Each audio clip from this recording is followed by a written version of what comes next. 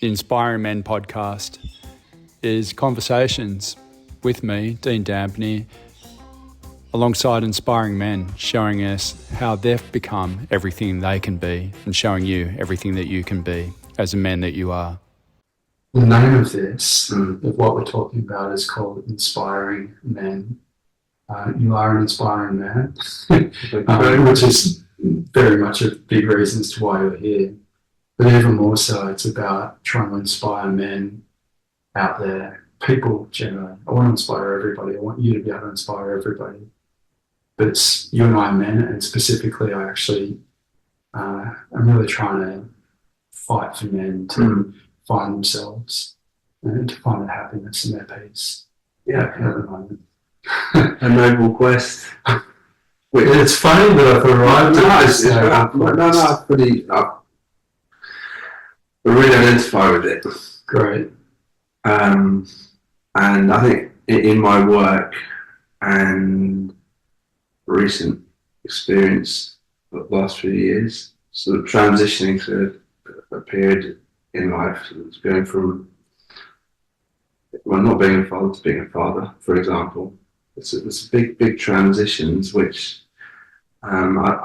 historically, I think the dialogue around those male transitions has been as good or available as it might be for women.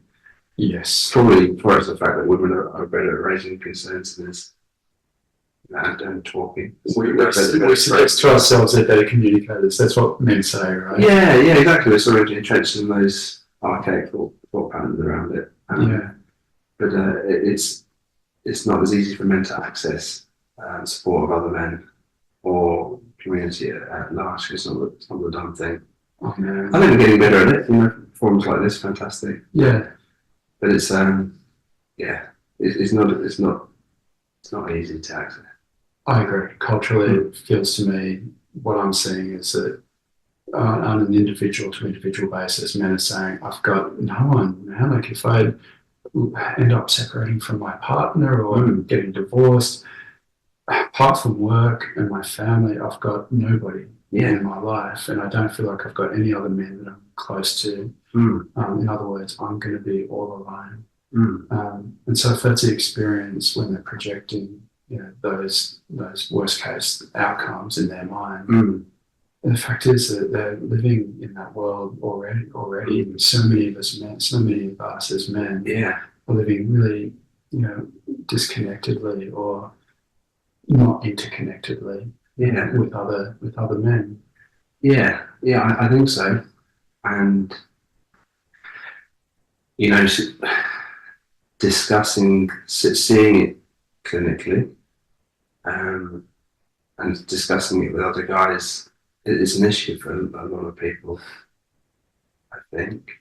Particularly in that transition.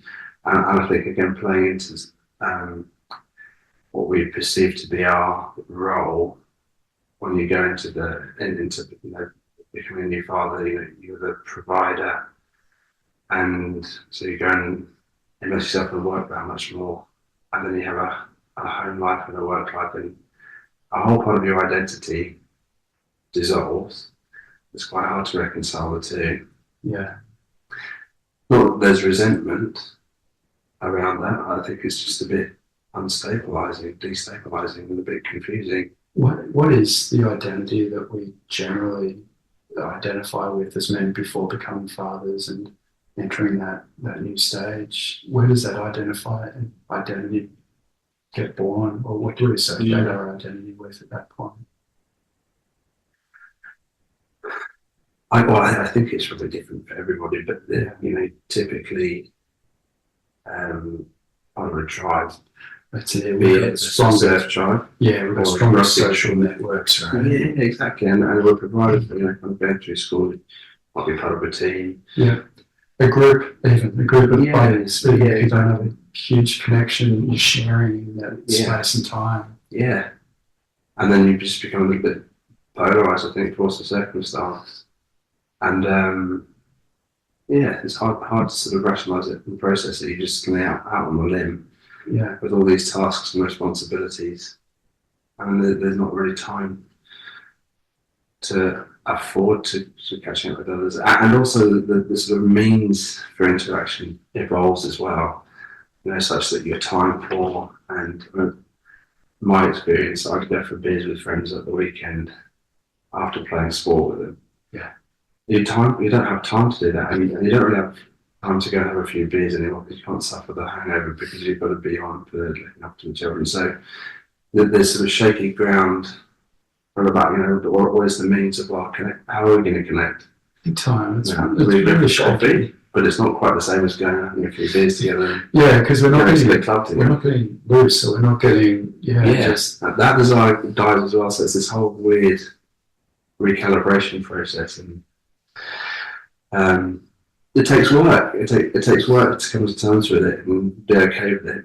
And man, most guys aren't even having this conversation. This, to me, is the number one most important conversation that we can have.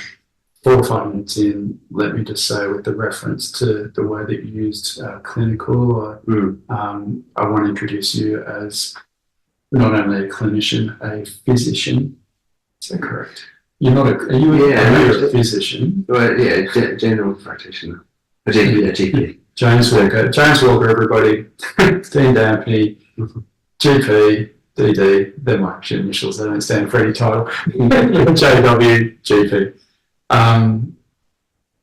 So that I think is important for anyone to be able to frame, this conversation, to know that one of the lenses that you're viewing the world through is as a GP. Yeah, I think so, which is really interesting because over a period of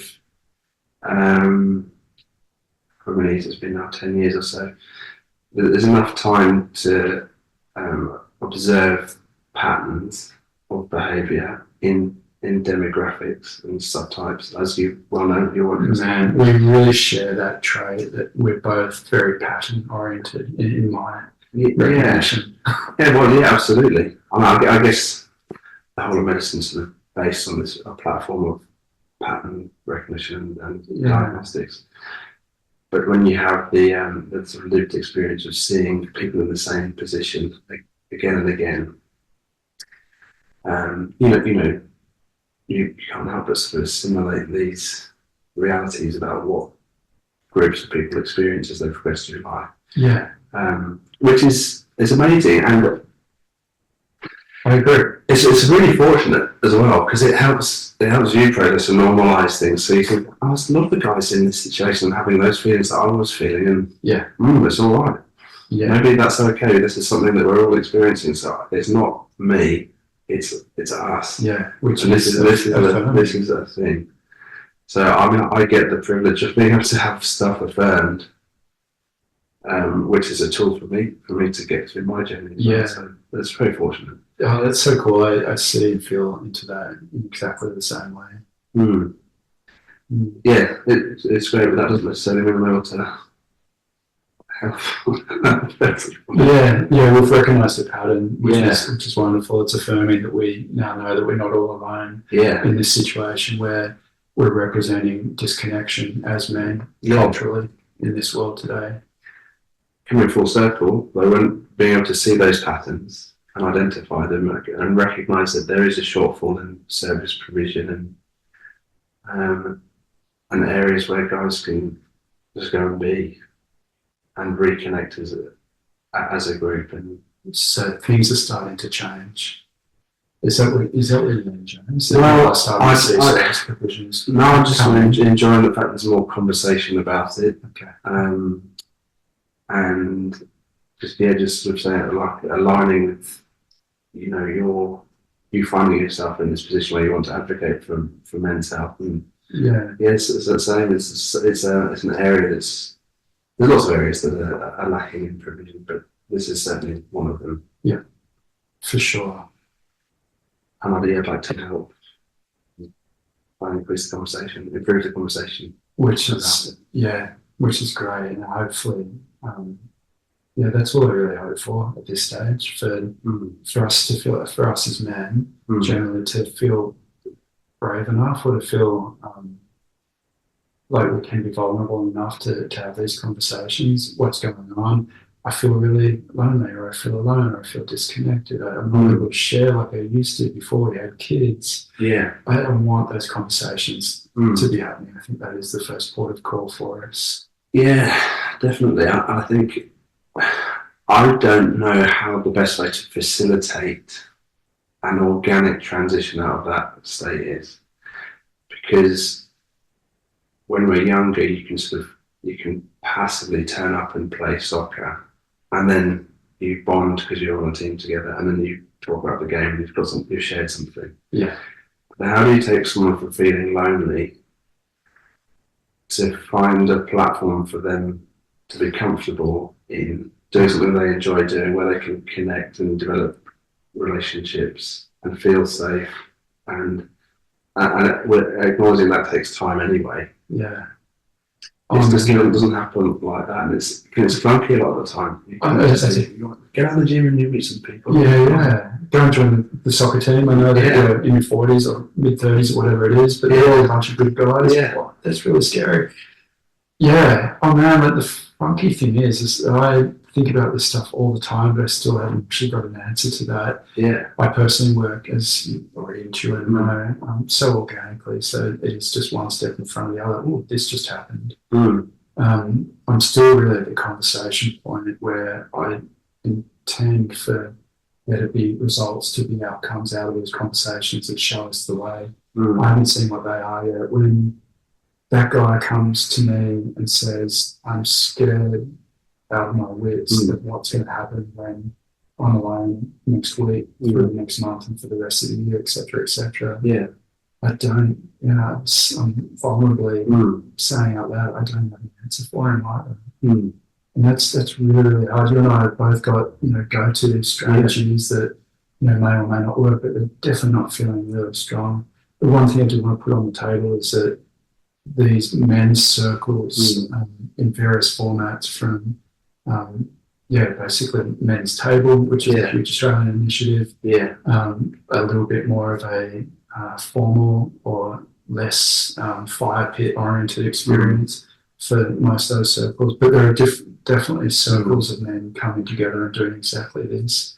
I personally, I think most of us who relate as introverts are the ones that suffer most in these experiences. The extroverts in my mind, tend to go from the footy teams and soccer teams to somehow, prioritising these things more than the likes of the introverts, which I think you and I both associate with to a fairly significant extent. We tend to be as introverts in my mind, we tend to be a little bit more oriented to introspection, obviously, contemplation. So it's a double-edged sword, because we've now got more time on our hands alone. We really want to be connecting, and we're predisposed to actually be thinking, contemplating about that stuff more than the extrovert. So we're going even further down the rabbit hole. Yeah. So that guy there, myself in that guy's situation, still, it's like, oh shit, that feels really hard. Yeah. Well, I think you're absolutely right. I mean, there's that kind of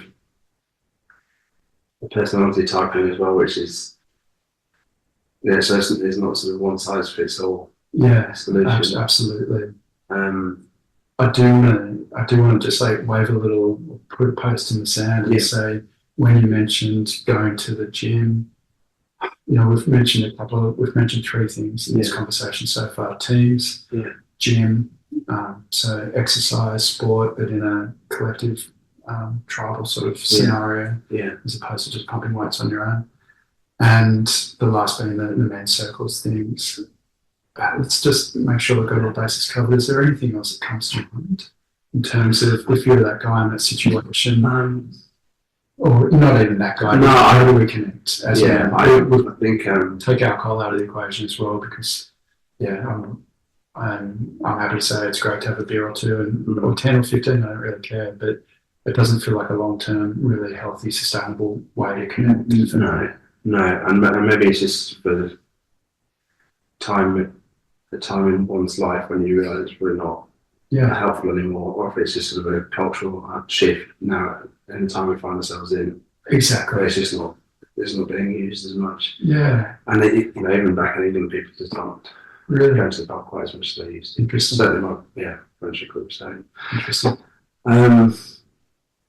yeah, I don't know. I reference those because they're just forms that I've been accustomed to and experienced in my part of my journey. Don't know, whatever it might be for me. I don't know, music, playing in a band, for example. Art. Absolutely. Culturally, we can probably find some packaging there.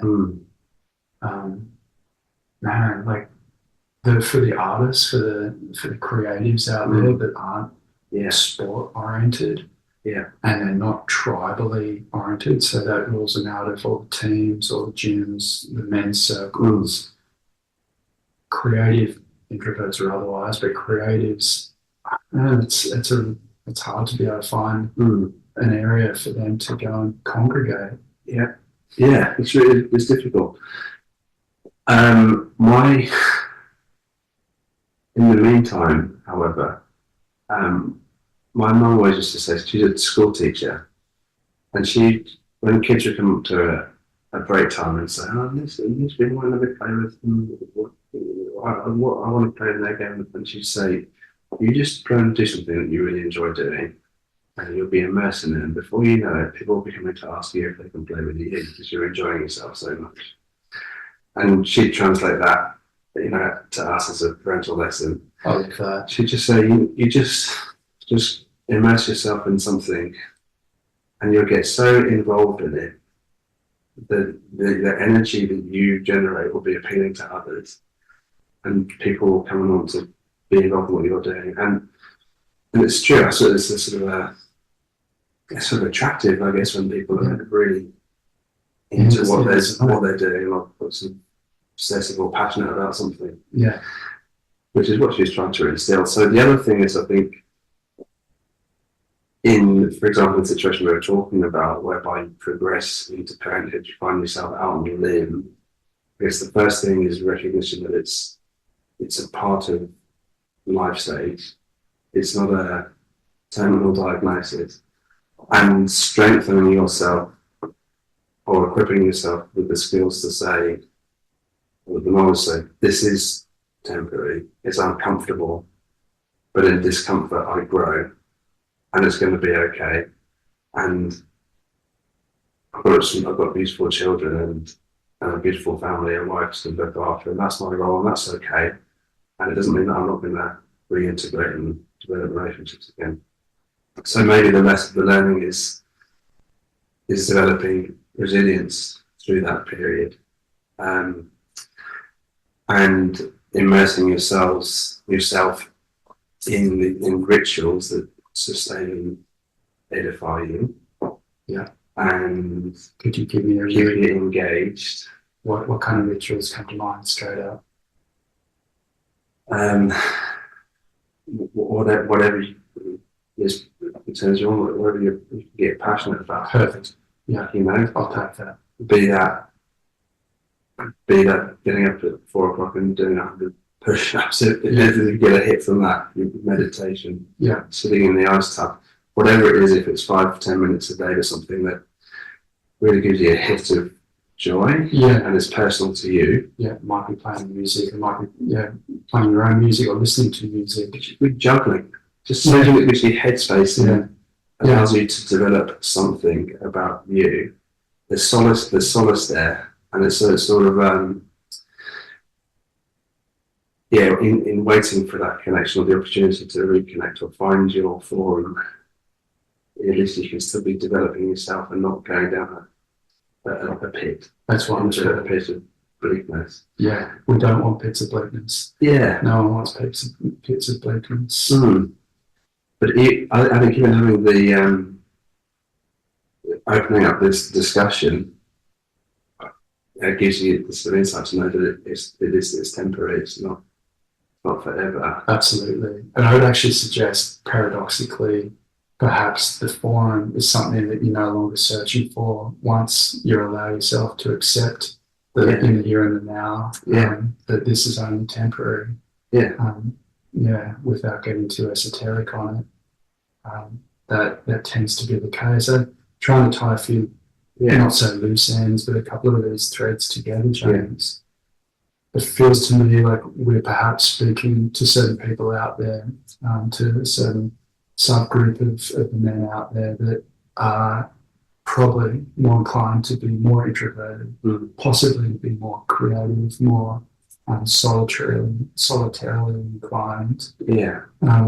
They're definitely, however I describe those men, the men like myself, really, and perhaps like you as well, I know that there's a subset of men that are particularly feeling those situations more than others. And the advice that you're advocating for that I agree with completely is that if we can accept these situations as not being forever, as not being the end of the universe as we know it, and engage in your mother's advice and do what we love, independently, individually at this point, knowing that we'll most likely change, that the situation will be such that other people will be in our world down the track, holding that view as something that's extremely possible nonetheless.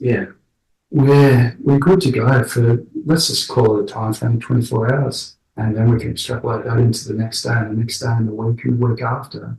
So on and so forth. That feels, it feels really positive to me. And I guess what makes that even more reinforced as a positive is that I think what we're doing is giving ourselves the opportunity to acknowledge that we are that type of man if we find ourselves in that situation.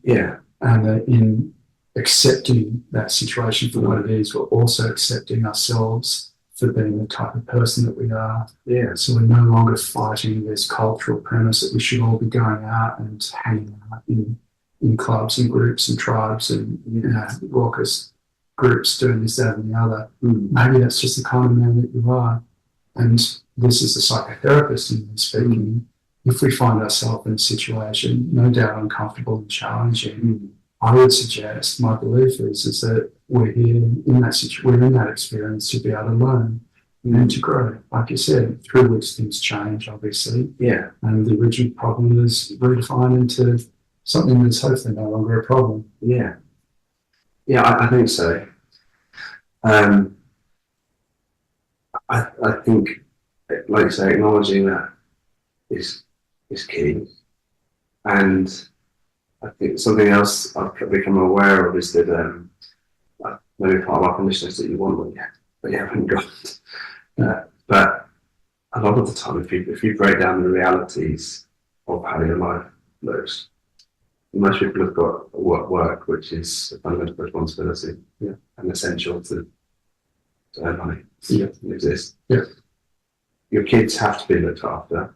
You have to sustain a relationship with your wife, if those parameters apply to you. There's not an awful lot to find that anyway. So if you've got energy to go and find friends, hang out with friends, and it's sort of, it works for the family, it fits the family, and no one's sort of being sacrificed so that you can go and have these friendships you think you want. Do you think how does that work? How does it necessarily work anyway? So then the question we've got is this a problem? Is this a cultural, I think I said out loud at least once or twice probably right now in this discussion that this is a cultural problem. Maybe I wasn't specifically saying that, family / work life is a cultural problem. The degree to which we engage, being more specific, the degree to which we need to work to sustain the secure family lifestyles that we lead otherwise, I think it is a problem. I had to talk about this just earlier, actually, a 4-day working week. Which I think they're introducing experiment, maybe. They're definitely, we're talking about it. There's definitely discussions about it. I think that kind of cultural shift. Me too. It would be really valuable. Totally. Fortunately, that's what I do at the moment for a 4-day week, so it's great. A bit more time for headspace. And me too. Well, let's just speak to that then. Look, headspace being the number one thing that I'm going to latch on to for the moment. where I need time for myself to be able to achieve a positive headspace in that time, and for it to be, I want enough of that time for that positive headspace to be pushed into the rest of my life, which is less spacious, which is harder to deal with, more stressful. So I want time, and we need headspace time culturally, because we work so much. Typically, we don't have a lot of that. So I think that's a really, really great application for all of us, to be able to try and find that time. Yeah, it's part of the answer. I'm not sure if it's definitely not the Australian government's going to mandate that anytime soon. But and so I move towards the balance, at least. I think the other thing is that the part of mindful initiative was the expectation I put on myself. Okay, I'm so glad you said that. And I think I assumed that I should be just working and then just coming home, and had those sort of all those fixed beliefs. I probably didn't discuss that with my wife. Yeah, she probably didn't expect any of that of me. It's just sort of what I felt I should be doing all the time. And I'm gonna just finish the sentence for you that you didn't finish before, and just see if I was on track. I go to work and I come home to my family, and I'm still on. Like, I've still got all these things that I do. I've got all these responsibilities. Again, it's across the board, across the gender spectrum. But as men, we typically find ourselves in that situation. Yeah, and women as well, actually. But regardless, I know that in my experiential past that it's a really hard thing to come to terms with. Like, I definitely don't have that sense of downtime. I'm too tired to enjoy that time, if I've got any at all. Yeah, but I know it myself, was just sort of accept the situation and go until I keel over and just be so tired, without just thinking to say, darling, I'm tired. I'm really tired. We need to figure out a tap out. Maybe we can get someone to come and help us tomorrow night or whatever. And that whole just hit the alarm, because I'm starting to sink a little bit.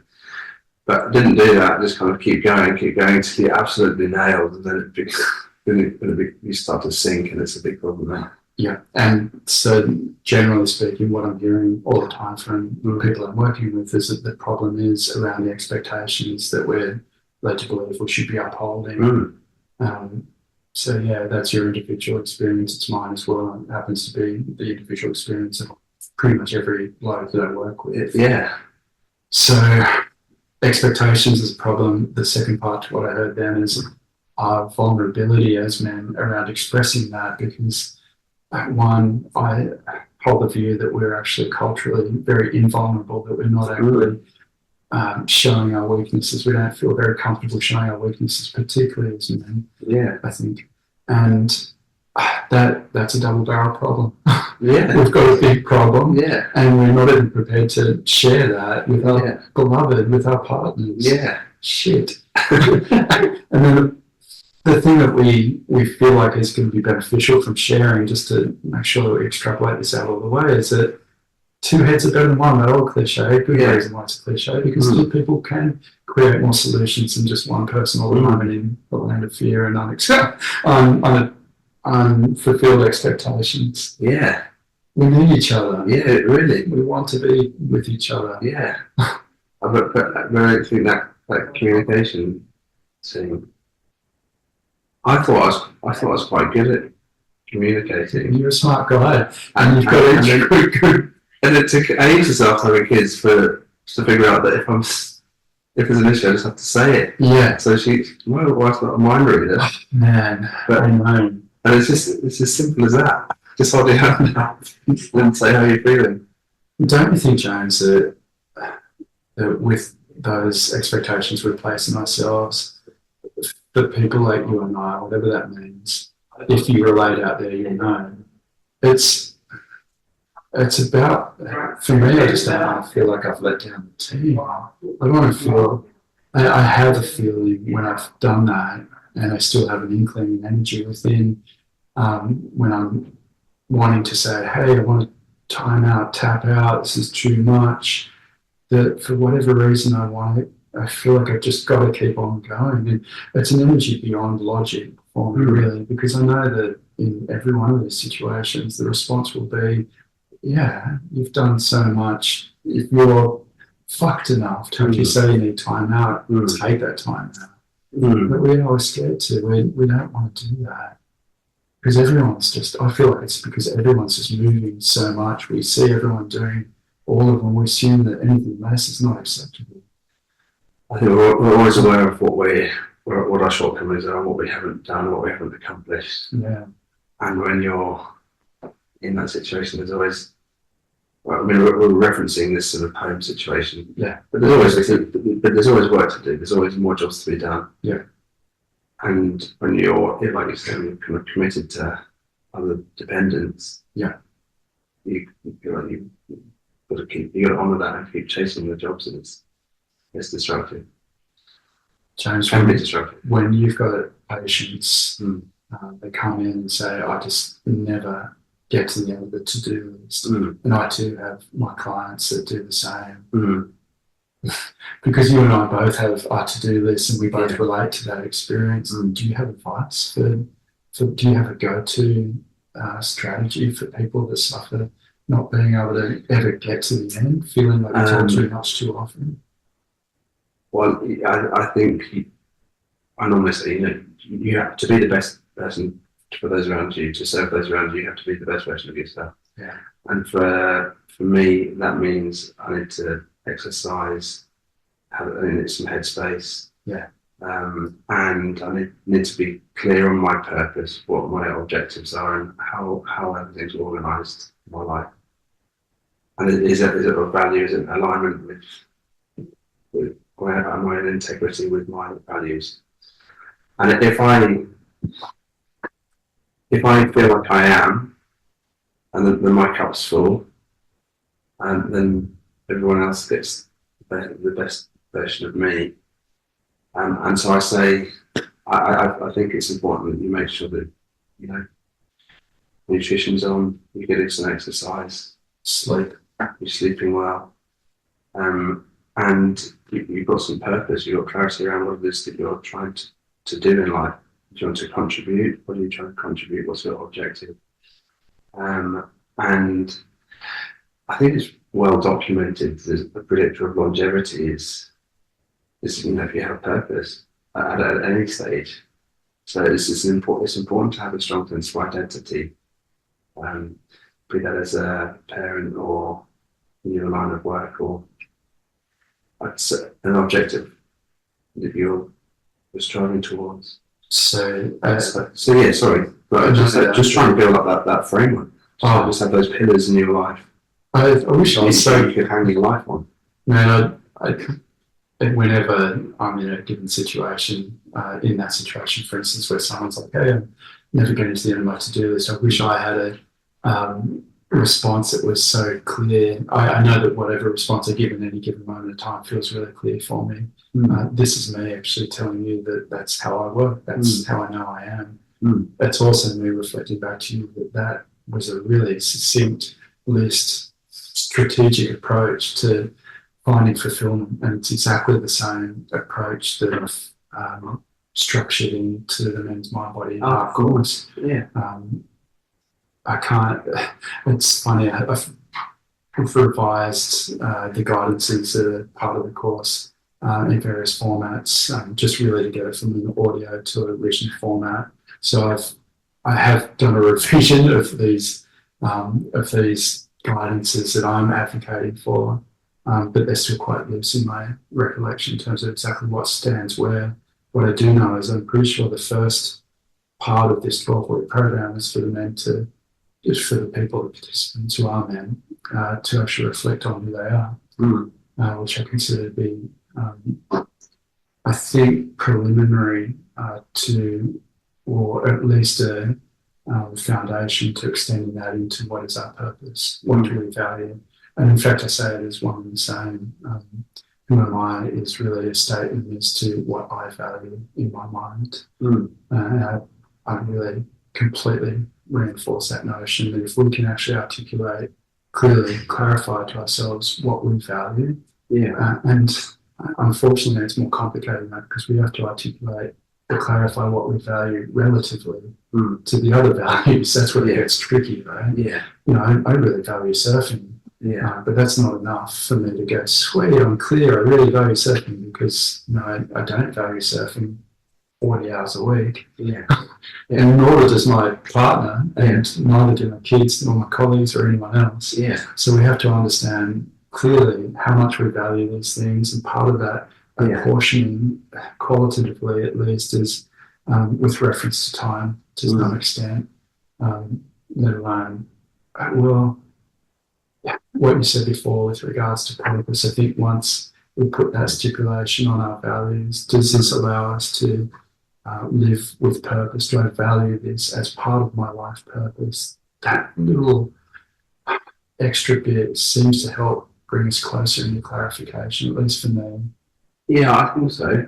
You get to the end of the day and you pour some into your pot of objective, or Totally. pour energy into your life's purpose, then it's a day well spent. I couldn't agree more. It's satisfying. It's satisfying. And let's just make that bold statement really succinct for the sake of everyone. I want to wake up in the morning, ask myself, hey, what is it that you're living for? Oh, my purpose in life, but even more specifically, my purpose today is to, well, I'll be really clear, it's to actually grow as much as I possibly can, but also to be able to bring as much satisfaction to the lives of others.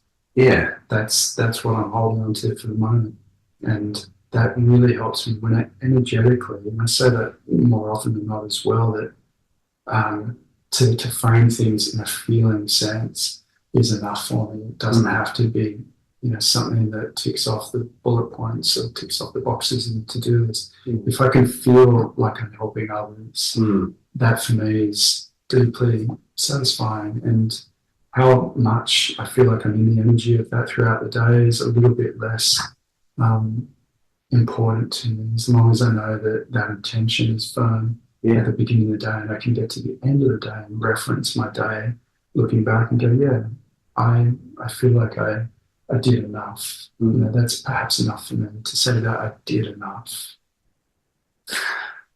I think we're just trying to tie some of this together. Those feelings that we can have of being disconnected. Why is it that we seek connection and to be part of a tribe? So we can be validated, appreciated, recognised, and maybe in the absence of that, if you're in alignment with your purpose and you feel like you're contributing, then some of that other requirement is dissipated. So I think at least if you're spending your time doing something that's meaningful to you, then you're in the moment, you're absorbed in it, and you're creating reinforcing a positive reality for yourself. Yes. Rather than doing that thing that we all do about getting upset about what we don't think that we have. Yeah. And manifesting a negative reality for ourselves. Absolutely. Am I repeating myself? Maybe I am. Well, I don't think you're repeating yourself at all. Just sort of reinforcing the importance of that purpose. Absolutely. Because if you're always in alignment with that, then there's only so you can feel. Exactly. It makes you feel. It gives you connection. It gives you connection. Exactly. So what I'm always finding myself saying out loud is that whether it's connection to others or connection to self, one and the same. I don't need to go too far down the mindset rabbit hole or quantum science for that matter, but it's something that is one and the same as far as my personal experience and my heart worldview goes. If you're connected within yourself, you're not looking to fulfill that from outside of you. You're not looking to get that fulfilled through your relationships necessarily. Not to say that we need to say no to those. We can enjoy both at the same time. Yeah. Even more so, and this is probably reinforcing what you said, instead of dwelling in the fact that we're maybe not connecting enough, we can practice the sense of connection within self, if that's what the circumstances happen to dictate, without focusing on all the things that we're not fulfilled by, and then find ourselves a little bit more satisfied as a result of that experience or practice. And then on a positive mindset level, we get to say, hey, I want to give James a little bit of that. I want to share that with others now. Look what I've achieved on life purpose. I want to be able to spread this sense of goodness. I want to spread the good vibes. Yeah. I just practiced generating good vibes. It seems to have worked because I'm feeling pretty good, at least better than what I was. Yeah. And that person there just walked into my field. Looks like they could use a dose of that themselves. Here we go. This is all feeling pretty good. Yeah. I'm getting a little bit theatrical on it, maybe, but it's I just feel like so coming back to the question about is there a script for people in this situation?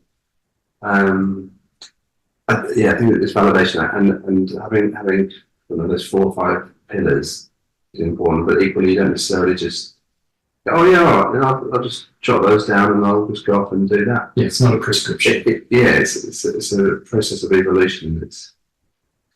Which is why these conversations are important. Because whether it's the words, the tone, the logic, the energy, there's something hopefully that comes through that specific individual goes, bang, that's the ingredient that I needed in a way that we can never imagine was going to be delivered the way it was. Yeah.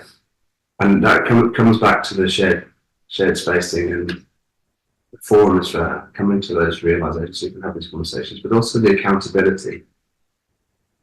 So you can say, I don't know what my purpose is. You can talk to me about it, and you can say, well, you come back here in 2 weeks with a list of stuff that engages you, and I'm going to hold you accountable. So you work it out. Yeah, and so James, you've just assumed the role modeling of, let's just say for argument's sake, the elder, effectively in my mind, something I feel is really missing a lot in this society today. And when I say you, I mean the person that's there allowing the other person to be accountable for themselves. It's the elder that is effectively, or the elders that are effectively upholding that role modeling of, are you being accountable? Asking the question. We don't have a lot of that, so I really strongly advocate for that as well, to be accountable to ourselves, and even more so to be accountable to others. Who are those others? They're the elders, they're the role models, they're the people that have done the work and been accountable to themselves. Yeah. Look, again, it's a little bit more about stating the problem than it necessarily being a ready access solution, but again, it's a positive thing to speak about, because I want more of that. I want to be more accountable. I want to be held more accountable by my elders, whoever they may be. It is a failing of our culture, I think. Again, referencing the clinical situation, you see a lot of young guys earlier on in the piece in their journey, they're disoriented, struggling to overcome or work through a milestone, for example. And then lots of men who retire at the retirement age, 60, 65, wealth of experience, and suddenly they're not using their knowledge base anymore, and they're feeling a bit obsolete. And it's so frustrating because there's not a framework to say, well, you need to come and talk to these guys and share your wisdom. It validates you and gives you a role. And these guys might have half a clue about how to navigate this little hurdle they're encountering. Yeah. And I'm sure in other cultures, Maori culture, that's sort of implicit. Aboriginal culture, that's implicit. Yeah. And there's a sort of dysynchrony here in Western culture that doesn't provide readily for that. There's big brother schemes and stuff like that. But that's you got to hunt that down and seek it out and be referred and get on the program and all that sort of. Yeah, it's weird. It feels like it should just be a well established a norm. So James, just so I'm clear completely, with that huge section of the male demographic being represented by the men at retirement, at the retirement stage of their lives in the workforce. It's a go, then stop. That's how the pattern looks with respect to their working lives, right? And the stop is once they've stopped, they're not engaged in all those processes that they felt self-worth around for all the right reasons. Of course, they invested all their life's work up until that point. So we've got a void of a purpose, day-to-day purpose. Perhaps there was a life purpose void that preceded that. That's a fairly provocative statement, I think. But no, look, it is. I'm off the mark. I'll keep myself accountable for that and say that, it depends on who we are as to whether or not we feel like we've found ourselves fulfilling this life purpose that hopefully we've got a sense for. But it is often unrelated to our work purpose, to our professional purpose. Not in a negative way necessarily whatsoever, but it's a bit convoluted for sure. And so are you suggesting that men in retirement start passing down their wisdom to the men in the workforce younger than them? I don't know.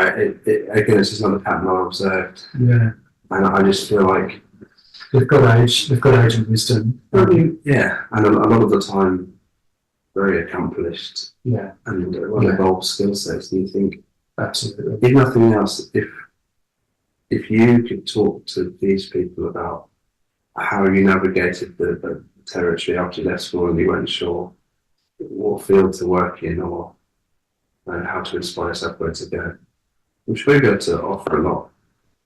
And there's just no mechanism for that to happen. Man, I don't know if this is me being cynical or not, so help me out. But I feel like so many of those men, especially in the more in the ranks of the professionalisms that are considered high achieving, I feel like once they're at that point, then they're feeling. I'll be really careful with what I'm saying now. I feel like a lot of those professional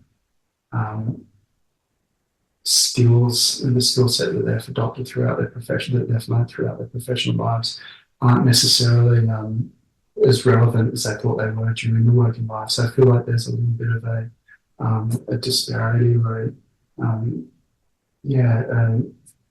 a schism between their working life set of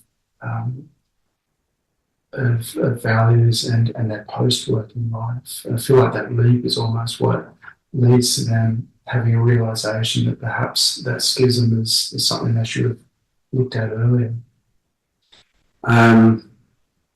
We might be talking about different, we might be sort of imagining into different groups. But please. You mean a step down from the working environment? In retirement. Possibly it's not well planned. It's different for everybody. Again, it is going to that as well. Again, I'm generalising, but it's the sort of, you've had a very strong sense of identity. Everyone around you take a CEO, for example. Most people are validated that on a daily basis. And then a strong sense of who you are, you're well respected. And then the next week, no one cares. That would be very difficult to take. Totally, it's really, really tricky. Maybe it's a digression, but I've got a feeling that maybe it's really pertinent to what we're talking about. Moving forward to our deathbed, our professional life seems to have taken an even lesser significant seat in our life story. When we're in our last 24 hours or 48 hours or whatever it may be. So, what we're speaking to now is the alignment of our values to this cultural, professional engagement that we spend such a huge chunk of our lives as part of. And we've already identified that it's more hours in a week than what, as family men or in relationship, we'd like to be engaging in. And perhaps it's just generally too much of our life that we're spending affirming yourself in the identity of our professional identifications, associations. Yeah, I guess I think in your working life, you're aspiring to not work a day in your life, right? Yeah. Because you enjoy what you do, or you're directly in alignment. Yeah, great. Absolutely. That's really a bit fantastical. It's expect everybody to be able to do that, because sometimes you just got to work and provide, and that's how it is. Absolutely. But it'd be good to be able to have these conversations earlier in the piece. Simple as that. And so it's not doing a job isn't just it's not reactive, it's proactive. Yeah, absolutely. So I think a lot of the time it's reactive. It's like, oh shit, I've got to get a job. Yeah. And that's going to pay your life. That covers the bill. Like, get paid for my. And then we're all thinking, I think we're all thinking that we need to get that job, not because we necessarily want to go on a holiday, wherever it may be, but we're actually thinking, I think at that stage, early in our working lives, about the houses. And again, maybe this is getting too far down that way, but certainly the culture of the mortgage culture, or the home ownership in Australian culture, is a significant part of that driving force. We are seeing a little bit of a full circle thing with the younger guys and girls these days not being so focused on. It seems to me, maybe it's because I just see quite a few of these younger guys around who are so professionally focused or mortgage oriented. It feels like there's a real kickback against that mentality. Not across the board, obviously, but to some extent. Yeah, I guess so. But property market. So that's ludicrous. Yeah. But I think there's an argument to say that if you are totally aligned with the work that you want to be doing and you become good at it, everything else flows. Yeah, you get the money. You get the opportunity. You get satisfaction in your working life as well. Well, you get good at it. You get the money just flows. Yeah, I couldn't agree more. When we're again using what we said before, living to purpose, or when we're in the experience of fulfilling our values. Yeah. So James, I think I might just try and dig myself out of the slight quandary or the hole that I dug myself in before with respect to working life versus retirement. And I feel like energetically I'm probably a little bit sort of entrenched in a professional world isn't the world you want to be in, and that's not the case. I don't believe that to be the case. I don't believe it to be the case in my personal experience either. But there's probably a younger, smaller version of myself that did have. Like, you don't want to have a real job. It's just like signing up and being part of a system or an institution, and that sucks. The way I'm going to dig myself out of that is to suggest as a view that I hold as men that we are inclined to find satisfaction from doing the work. Yeah, whatever that work is. Let's just say doing the work sort of sucks. Like, there's something about doing the work a little bit, and this is where I get to tie in all your achievements. A little bit like doing. Well, let me just ask you, what is the hardest physical? What is the hardest physical thing that you've ever done as an event? Because I know that you have done a lot of incredibly enduring physical events. The English Channel, ultra marathons, ultra marathons. What do we call the triathlons that are the longest distance ones? What's the word? Ironman triathlons.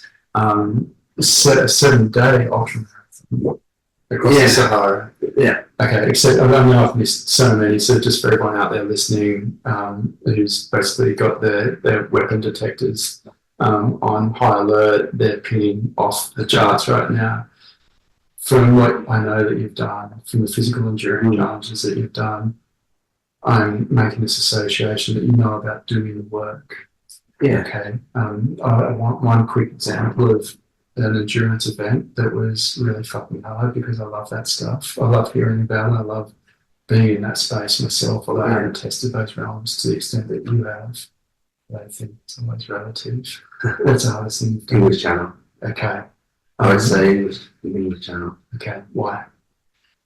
Just the duration of time that I had to train for it. Yeah. You know, you're swimming for what? I was swimming for 15 hours on that occasion. We're not born with that capacity. You've got to do the work. You're going to swim for 15 hours in cold water. Yeah. It's 15 degrees. Yeah. It took a long and there's chop. Yeah. And there's current. And there's current. So it's relentless. On a marathon, you hit the wall, you can walk for 10 minutes, whatever. Yeah. And you can keep moving. Yeah. You can't just stop. You can't stop swimming. So that was hard.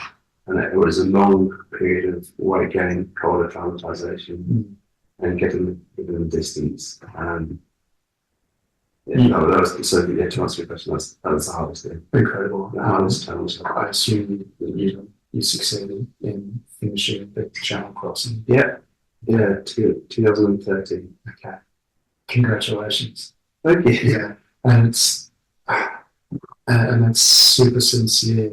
And the reason I want to highlight that and to highlight the congratulatory essence to it is that I just really advocate for anyone that's any man particularly that's finding himself in a little bit of a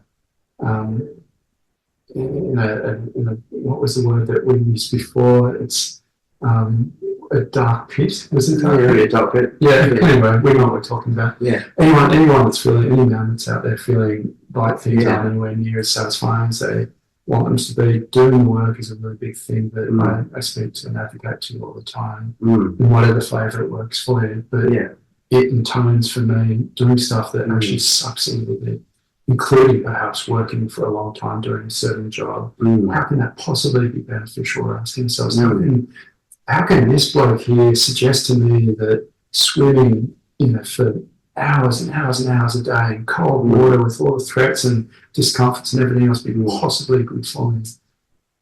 I'm not sure, but I'm going to go to the other side of the equation and say that when you've finished, when you enter, basically the next stage of your life after perhaps doing 10 years of really hard work, you get to experience, in my view, at the other end of the spectrum. The harder we work, the greater the reward. That's another cliche for good reason. We as men, I believe, are driven to experience the full gamut of these spectrums. In the masculine, we are driven energetically to push and to literally energetically exert ourselves in the realms of discomfort. And to me, in my experiences that I relate to doing anything that's uncomfortable and shit and enduring, it's allowed me to feel super satisfied as a man. Basically, using the vernacular of the day, I feel deeply masculine. I don't say that out loud too often, but I definitely feel like a man. Yeah, again, harking back to a word we used earlier, validation. It feels amazing. Yeah. And at the start of a journey like that, you think, you're full of self-doubt, you're second guessing, you don't know whether your limit is if it's capable.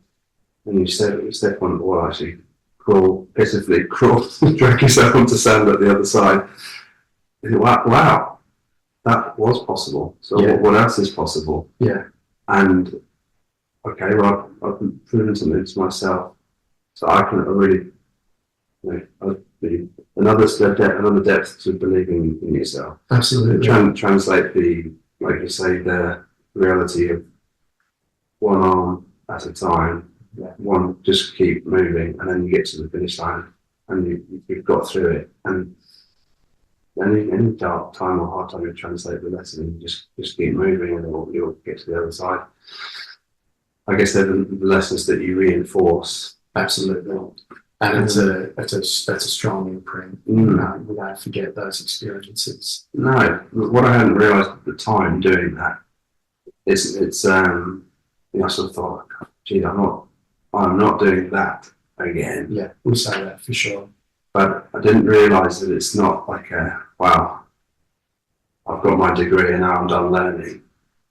It's like you don't fill the bucket, you light the fire, right? And and that's exactly what that does. It's a ritual, in fact.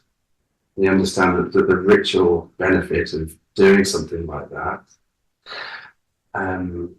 which this concept of misogyny, this Japanese concept, already yeah, it's great. I mean, and essentially that's what it is. So doing it on repeat is this kind of purging, and reaffirming who you are, you know, your self-worth,